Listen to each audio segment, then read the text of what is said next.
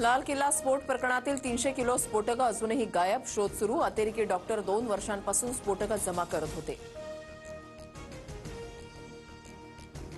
अतिरेकी doctor उमरची I-20 car 10 दिवस अल फलाह विद्यापीठाच्या परिसरात होती. स्फोटाच्या षडयंत्रामागे 5 डॉक्टरांवर आरोप.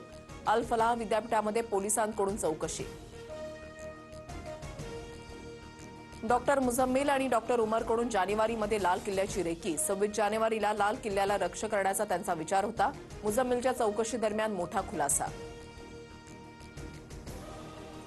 दिल्ली स्फोटाचे तार तुर्की आणि अफगाणिस्तानपर्यंत जेट्सचे हेडक्वार्टर उडवल्याचा बदला म्हणून बॉम्बस्फोट. डॉक्टर उमर नबीच्या पासपोर्टच्या तपासामधून तो तुर्कीला गेल्याचंही सबूत. पंतप्रधान मोदींकडून दिल्ली स्फोटातील जखमींची भेट. मोदींकडून LNJP रुग्णालयामध्ये जखमींची विचारपूस, तर केंद्रीय समितीकडून स्फोटानंतरच्या परिस्थितीचा आढावा.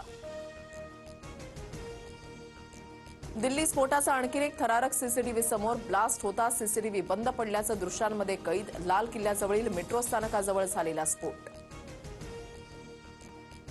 दिल्ली स्फोटानंतर लष्कर ए तैयबाची POKमध्ये बैठक. दहशतवाद्यांचं फुलांची उधळण करत स्वागत. अब्दुल रऊफ आणि रिजवान हनीफमध्ये बैठक. रिजवान हनीफ लष्करच्या POK युनिटचा उपप्रमुख.